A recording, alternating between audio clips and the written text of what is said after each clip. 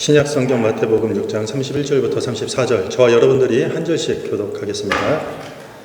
그러므로 염려하여 이르기를 무엇을 먹을까 무엇을 마실까 무엇을 입을까 하지 말라.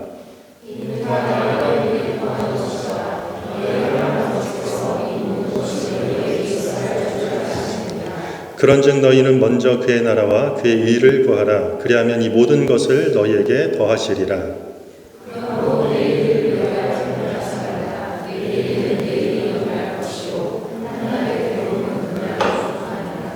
아멘. 자, 편안보다 평안이 우선순위다 라는 제목으로 하나님의 말씀을 함께 나누도록 하겠습니다. 미국의 펜실베니아 주립대 탐 보르코벡 연구진에 의한 보고서 내용입니다. 사람들이 걱정하는 걱정거리의 79%는 실제로 일어나지 않고 16%는 우리 미리 준비하면 대처할 수 있는 걱정이라고 합니다. 그러니까 지금 걱정하고 있는 일이 실제로 일어날 확률은 5%밖에 되지 않는다라는 그런 이야기입니다. 65세 이상의 사람들을 대상으로 한 설문조사를 했습니다. 살면서 가장 후회가 되는 것이 무엇이었습니까? 가장 많은 답변으로 제가 걱정하느라 너무 많은 시간을 보낸 것이 가장 후회가 됩니다. 라는 답변이 가장 많았다고 합니다. 인간관계론의 저자로 알려진 데일 카네기는 우리 인생을 갉아먹는 두 개의 적이 있는데, 하나는 어제에 대한 후회이고 또 다른 한 가지는 내일에 대한 염려라고 했습니다. 이렇게 대부분의 사람들은 걱정해도 소용없는 걱정과, 그리고 걱정거리도 아닌 걱정을 하며 사느라 행복해도 되는 날들을 놓치면서 많은 세월을 걱정하고 염려하고 근심으로 산다라는 것입니다. 여러분들 걱정 많이 하십니까? 우리 학생들은 어떻습니까? 유스 예배는 짧은데, 오늘 연합 예배인데 길까봐 벌써부터 걱정이죠. 공부에 대한 걱정, 친구들과의 관계에 대한 그런 염려들이 있을 것이고, 또 부모님들은 자식들 걱정이 있을 것입니다. 또 살다 보면은 직장에서 또 사업 현장에서 돈 걱정할 수 있죠. 그리고 어디 몸이 안 좋으면 우리는 건강 걱정 이렇게 합니다.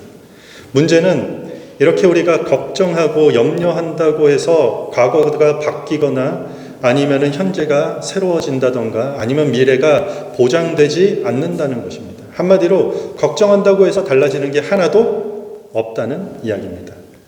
저희가 읽은 오늘 31절을 보면은요, 이렇게 이야기합니다. 그러므로 염려하여 이르기를 무엇을 먹을까, 무엇을 마실까, 무엇을 입을까 하지 말라. 예수님께서 산상수훈이라는 곳인데 산에서 많은 사람들과 제자들에게 가르치시는 내용의 일부입니다. 무엇을 입을까, 무엇을 마실까, 무엇을 먹을까 염려하지 말라고 지금 이야기합니다. 여러분들 성경에 염려하지 말라, 근심하지 말라, 걱정하지 말라 몇 번이나 나올까요? 대충 쉬어봐도 550번이 넘게 등장한다고 합니다. 아무리 성경에서 이렇게 이야기하고 염려나 걱정은 조사를 통해서, 설문을 통해서 그렇게 의미가 없다라는 것을 우리는 수도 없이 들어왔고, 오늘 이 시간에도 듣고 있음에도 불구하고 여러분들은 이 시간이 끝나고 일상으로 돌아가시면 걱정 할 건가요? 하게 될 것입니다. 그렇죠. 왜죠? 걱정해서 좋을 게 없다라는 걸 알면서도 우리는 왜 걱정하고 염려하게 되는 걸까요?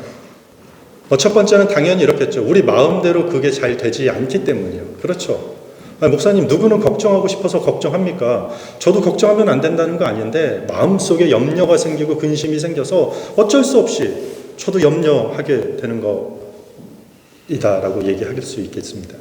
그런데 그것보다도 근본적인 문제가 있습니다. 그게 뭐냐면 우리가 편안과 평안을 구분하지 못하기 때문입니다. 혹시 설교 제목 보셨나요? 편안과 평안. 똑같은 단어 아닌가? 우리 청소년들 그렇게 생각할 수 있겠죠. 내 걱정이 편안하지 못한 것 때문에 오는 걱정인지, 아니면 내가 하고 있는 이 근심거리가 평안하지 못한 것 때문인지 우리가 잘 분별하지 못하는 경우가 많습니다. 한마디로 편안과 평안을 우리가 헷갈려 하기 때문입니다. 이거 국어사전으로 보면은요, 편안함과 평안함은요, 비슷한 단어예요. 그런데 영어로 정의를 하면 완전히 구분됩니다. 영어로는 comfort, 편안함이에요. 안락함. 평안은 peace. comfort, 이 편안은 육체적인 안락함을 뜻해요. peace는 뭔가요? 평안. 영혼의 안락함이에요. 마음의, 정신적인 부분이죠. 우리가 소파에 앉으면은 편안하죠. 그렇죠. 그런데 편안한 소파에 우리는 앉아 있으면서도 마음의 근심과 걱정이 가득하다면 우리는 평안한 상태에 머물 수 없는 것입니다. 한마디로 편안해도 우리는 평안하지 않을 수 있고, 우리는 편안하지 않아도 평안할 수 있다는 뜻입니다. 그런데 사람들은 마치 더 좋은 소파에 앉으면, 더 좋은 의자에 앉으면 편안도 하고 평안도 할 것이라고 착각을 합니다. 여러분들 그 행복 경제학이라는 단어 들어보셨나요? 경제학에 행복 경제학이 있다고 합니다. Happiness Economics, 행복 경제학이 있대요. 경제와 행복의 상관관계를 연구하는 학문입니다. 행복 경제학. 그런데 이 행복 경제학의 결론이 이렇습니다. 행복과 돈은 어느 정도 상관관계가 있지만 어느 정도 이상의 수입이 지나면 행복과 수입 증가에 큰 차이는 없다는 것이에요. 지난 50년간 선진국에서 소득의 증가는 엄청나게 높아졌지만 행복의 증가는 현저히 저조하다는 결과예요. 한마디로 돈은 늘어났는데 행복은 늘어나지 않았다는 뜻입니다. 사람들은 어떤 수준이 되거나 어떤 조건이 되면 우리는 더 행복할 것이라고 착각하기 때문입니다. 돈을 더 벌어서 더 편안해지면 더 행복해질 것이라고, 그러니까 더 평안해질 것이라고 착각을 하는 것입니다. 오늘 저희가 읽은 이 본문은 그러한 착각에서 깨어나라고 지금 권면하고 알려주고 있는 것입니다. 우리 32절 다시 한번 읽겠습니다. 같이 읽겠습니다. 32절 시작. 이는 다 이방인들이 구하는 것이라 너희 하늘 아버지께서 이 모든 것이 너희에게 있어야 할 줄을 아시느니라. 아멘. 이방인들이라는 뜻은요, 하나님의 가치관에 속하지 않은 사람들을 뜻하는 사람들이에요. 이방인들의 가치관이 그럼 뭐였냐? 더 잘 먹고 더 잘 입고 잘 살자라는 것이 그들의 가치관이야. 한마디로 더 편안하게 살자, 이게 이방인들의 가치관이었다라는 것입니다. 더 편하게 살자는 것이 이방인들의 인생의 최고의 목표였다라는 것입니다. 어떻게 하면 더 편하게 먹을까? 어떻게 하면 더 편하게 더 입을 수 있을까? 어떻게 하면 더 편하게 자고 더 편하게 돈을 벌고 더 편하게 살 것인가? 이것을 삶의 최고의 목적으로 세우고 사는 사람들을 이방인이라고 지금 이야기하고 있는 것입니다. 목사님, 그렇다면 하나님은 우리에게 먹을 것도 없고 돈도 필요 없으니 편안하게 살지 말라는 뜻인가요? 그리스도인들은 돈 벌어서 편하게 사는 꼴은 하나님이 죽어도 그 꼴 못 보겠다라는 그런 의미인가요? 방금 읽었던 32절 이어서 33절을 보면요, 이는 다 이방인들이 구하는 것이리라 너희 하늘 아버지께서 이 모든 것이 너희에게 있어야 할 줄 아시느니라. 그런즉 너희는 먼저 그의 나라와 그의 의를 구하라. 그리하면 이 모든 것을 너희에게 더하시리라. 우리에게 편안한 것이 있어야 된다라는 것을 하나님이 더 잘 알고 계신다라고 얘기해요. 필요 없다라고 하지 않아요. 그러니까 하나님 나라와 의를 구하면 그 편안한 것들을 더해주고 채워주겠다라는 약속을 하고 있는 것이에요. 그런데 여기 보면은요, 너희에게 필요한 그 편안한 것들 내가 다 알고 있고 그 편안한 것들을 주시겠다고 말씀하시면서 어떤 전제가 여기 붙습니다. 뭐죠? 너희는 먼저 그의 나라와 그의 의를 구하라. 이것만 빼면 너무 좋겠죠. 그냥 뭐 다 알고 있고 그냥 구하면 바로 주시면 좋을 텐데, 먼저 그의 나라와 그의 의를 구하라. 그리하면 준다고 하니까 부담이 생길까요? 안 생길까요? 여러분들. 부담이 안 생기나요? 부담이 팍 느껴지죠. 그냥 주는 게 아니구나. 대가가 필요하구나. 먼저 교회 봉사하면 주시는 거구나. 먼저 예배를 잘 드리면 주시겠다라는 거구나. 먼저 헌금 생활 잘하면 주겠다라는, 우리의 필요를 채우는다라는 그런 뜻이구나 라면서 우리는 이것을 조건으로 생각합니다. 하나님이 필요한 필요를 우리가 먼저 채워주면 하나님이 우리에게 필요한 그 필요를 채워주는 조건, 일종의 거래, 어떤 딜로 우리는 생각하는 경우가 너무 많습니다. 계속해서 놓치지 말아야 될 단어가 편안과 평안입니다. 편안과 평안함을 혼돈하니까 우리가 이것을 하나의 딜로 생각한다는 것이죠. 만약에 우리가 이렇게 거래나 딜로 생각했다면 이게 이방인들이 하는 방식이에요. 이게 우상숭배하는 전형적인 방식이에요. 우리는 하나님을 그렇게 믿어서도 안 되고 하나님을 그렇게 취급해서는 안 된다는 것이에요. 우상숭배가 뭔가요? 황금으로 멋진 형상을 만들어서 집안 입구나 아니면 마을의 가장 좋은 명당 자리에다가 어디다가 편안하게 모셔놓고 먹을 것, 마실 것 편하게 드시라고 음식과 술을 갖다 바치면서 그렇게 편안하게 내가 섬겼으니까 이제 나도 좀 편안하게 살 수 있도록 도와달라고 빌고 애원하고 요청하는 것, 그게 우상숭배라는 것이에요.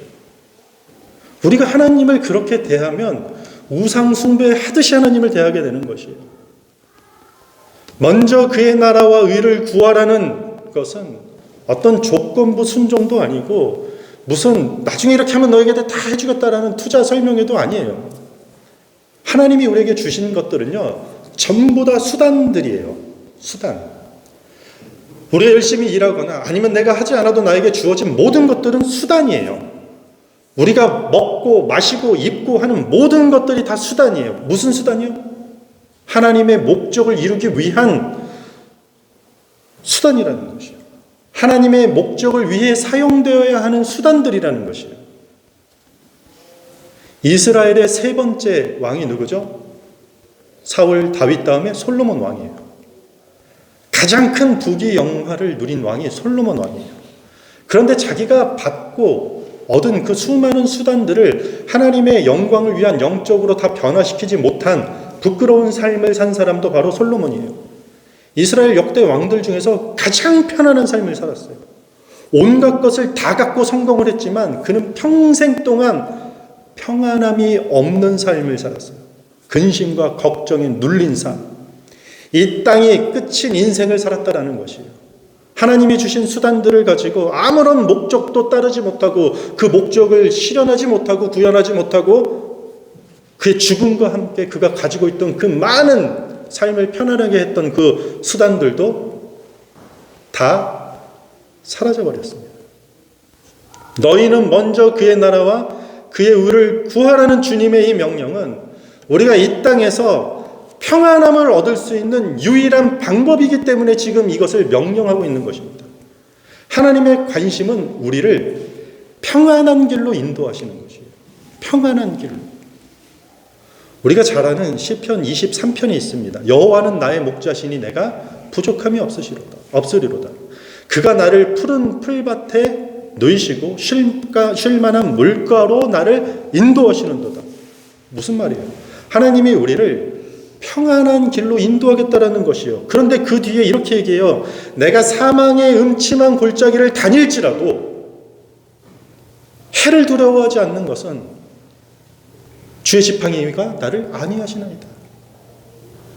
하나님이 주시는 인도하시는 그 평안함은 우리가 사망의 음침한 골짜기로 다닐지라도 해를 당하지 않게 주의 지팡이가 보호해 준다라는 그런 평안함이에요.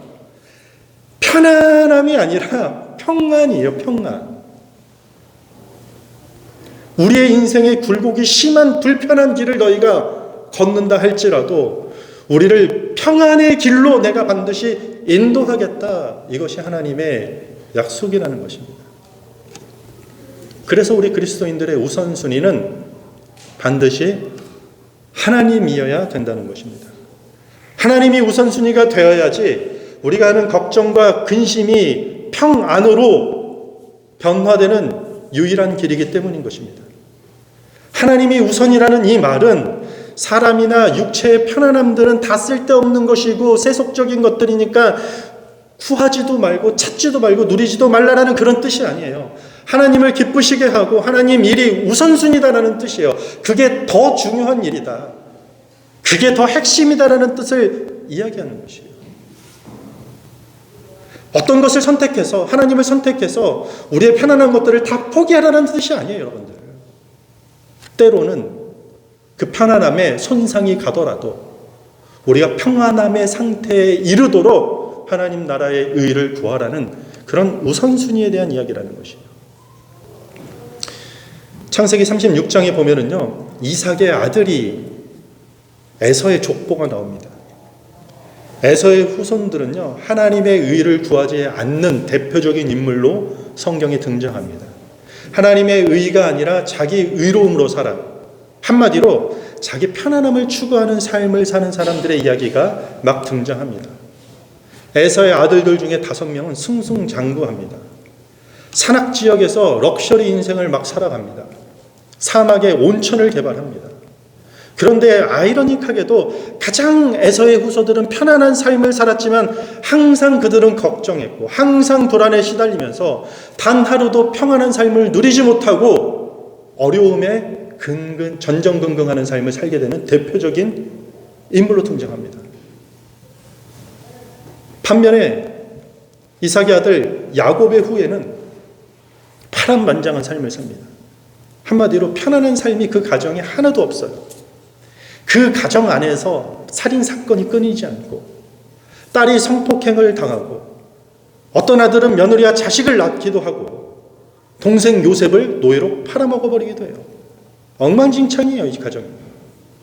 편안한 시간이 한시도 없는 가정이에요. 그런데 노예로 팔려간 가장 불편한 삶을 살아가게 된 요셉을 통해서 하나님의 목적이 이루어진다라는 것이 창세기의 마지막 핵심 부분이에요. 노예로 살면서 감옥에 갇히면서도 하나님 나라와 의를 구하는 그 요셉을 통해서 요셉뿐만 아니라 그 온 가족이 아버지 야곱까지 평안함 가운데 거하는 삶으로 창세기 이야기가 마지막이 되는 것이에요. 요셉은 노예 생활과 감옥 생활하면서 불편한 인생의 시기도 겪었어요. 그런데 그가 애굽의 총리가 되어서 그 나라 그 누구보다도 더 편안한 시기도 있었다라는 것이에요. 하지만 요셉의 우선순위는 항상 자신의 흥망성쇠가 아니라 자신을 통해 하나님의 의가 어떻게 이루어지는가, 이것이 우선순위였다라는 것이에요. 우선순위가 육체의 편안함이 아니라 영혼의 평안을 위해서 살았다라는 것을 보여주는 것입니다. 오해하지 마세요. 육체의 편안함이 중요하지 않다는 게 아닙니다. 저는 여러분들이 육체의 편안함을 더 누렸으면 좋겠어요. 하시는 일들이 더 잘하셔서 여러분들 가정과 직장과 교회와 가는 곳곳마다 더 편안한 삶을 살았으면 좋겠어요. 저희 수요 성경 공부 오전에 교회 요 밑에 층에서 하잖아요. 지난주는요, 우리 담요 덮고 막 덜덜덜 떨면서 합니다. 불편해요. 춥고 히터 잘 나오지도 않는데 또 막 전압이 낮아서 막 꺼지고. 편안하게 성경 공부하면 좋겠죠. 우리 마지막 주가 다음 주 이제 돌아오는 주가 8주 차거든요. 마지막에는 저희가 성경 공부 끝나고 나가서 식사합니다. 근데 제가 갑자기 마음속에 이런 생각이 들어요. 다음 주 아래층이 너무 추우니까 그냥 식당에 좀 미리 모여서 간단하게 끝나고 밥 먹고 편안하게 우리 마무리할까? 이런 유혹이 생긴다는 것이. 편안함의 유혹이 있다는 것이. 영혼의 평안함보다 육체의 편안함이 우선순위가 되면 안 된다는 것이. 그래서 결론은 다음 담요 들고 오셔야 됩니다. 다 하고 이동할 것입니다. 34절입니다. 여러분들이 한번 읽습니다. 시작.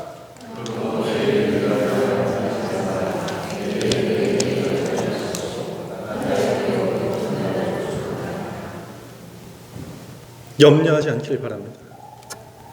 우리의 우선순위가 하나님 나라와 의를 구하는 것이라면 우리는 염려할 필요가 있다 없다? 없다는 것이에요. 어떤 날은 편안할 수도 있겠죠. 그런데 어떤 날은요, 불편한 날도 있을 것이라는 것이에요. 걱정과 염려가 사라지는 평안을 맛보게 될 것이다. 언제요? 먼저 그의 나라와 의를 구하게 된다면요.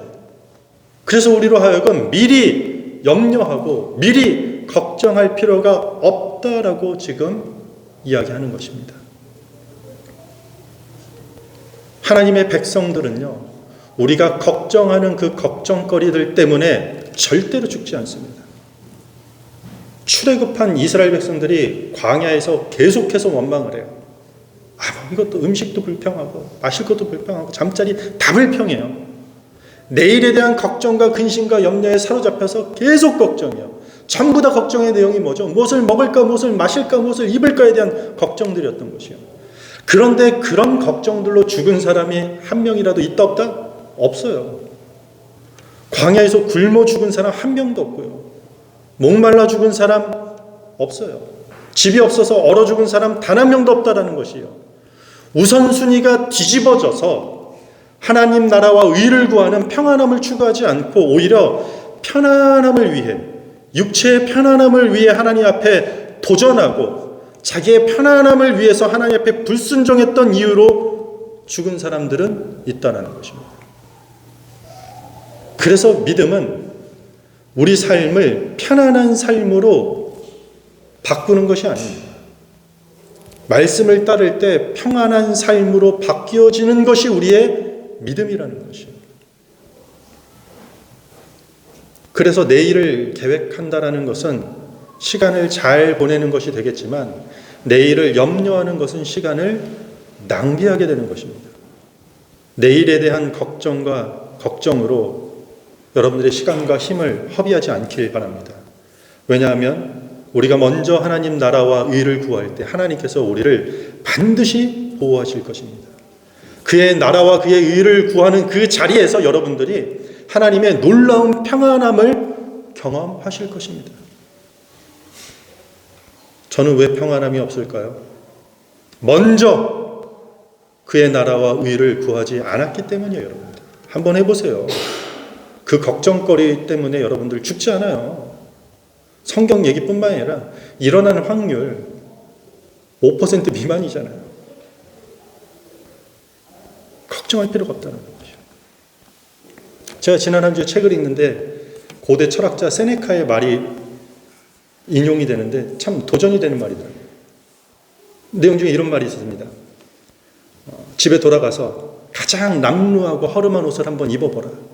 그리고 가장 보잘것없는 음식을 먹으면서 한 3일, 4일 한번 지내보라는 것이요. 그리고 이렇게 스스로한테 질문하라는 것이요. 내가 그토록 염려하고 걱정하고 두려워했던 것이 바로 고작 이것인가? 우리가 염려하고 걱정하는 것으로 하나님은 우리를 넘어뜨리지 않는다는 것이요. 어느 미술관에서 평안, 그러니까 피스죠. 라는 주제로 전시회가 열렸습니다. 미술관 안에 많은 그림들이 걸려 있습니다. 시골 풍경을 그린 그런 예쁜 그림들, 예쁜 산에 새가 어우러져 있는 그런 그림들, 잔잔한 호수에 오리가 둥둥 떠다니는 이런 평화로운 그림들이 막 있었습니다. 그런데 사람들이 그 그림보다는 저 한쪽에 우르르 몰려서 한 그림을 보고 있는 것입니다. 그 그림은 다른 그림이 아니라 엄청난 큰 폭포가 쏟아지는 그림인 것이에요. 제목이 평안인데 폭포수 그림 앞에 사람들이 잔뜩 몰려 있는 것입니다. 가만히 서서 자세히 보니까 그 폭포수 옆에 로빈이라는 새가 작은 둥지를 트고 알을 낳아서 품고 있는 모습이 그 그림 안에 담겨 있는 것이에요. 사람들이 다 거기서 무릎을 칩니다. 평안이 이것이구나. 이게 평안이구나. 거친 폭포수라는 상황과 환경에 상관없는 것이 진정한 평안이구나라고 사람들이 최고의 작품으로 선정했다는 것입니다. 우리가 구해야 될 게 무엇인가요? 편안한 것들을 구하다가 정말 우리가 평안해질 것이라고 착각하면 안 된다는 것이요. 평안함을 구할 때 편안한 삶이 채워지는 것이 하나님 나라의 원리라는 것입니다. 그런데 우리는 내일 어떤 일이 일어나질지 모르고 미래에 대한 불안함과 두려움 때문에 이 평안함을 선택하기 매우 어려워합니다. 욥기 23장 10절입니다. 그러나 내가 가는 길을 그가 아시나니 그가 나를 단련하신 후에는 내가 순금같이 되어 나오리라. 욥의 고백이에요. 자기 앞길 하나 모르는 사람으로 욥도 한 시대를 겪었던 사람이에요. 재산 다 날리고 자식까지 잃으면서 그동안 누렸던 삶의 편안함이 일순간 다 깨져버렸던 상황에서 고백하는 것이요. 그런데 염려하지 않고 믿었던 것이요. 염려 대신 기대했던 것이요. 이게 믿음의 삶이에요. 그러므로 내일 일을 위하여 염려하지 말라. 이 염려하지 말라라는 말은 명령이에요. 선택이 아니에요. 권면이 아니에요. 지금 명령이에요. 염려하지 말라. 염려로 미래가 순탄한 길로 열리지 않기 때문에 염려하지 말라라는 것이요. 밝은 미래로 가는 길은, 평안한 삶으로 우리가 연결되는 길은 믿음으로 가는 것이에요.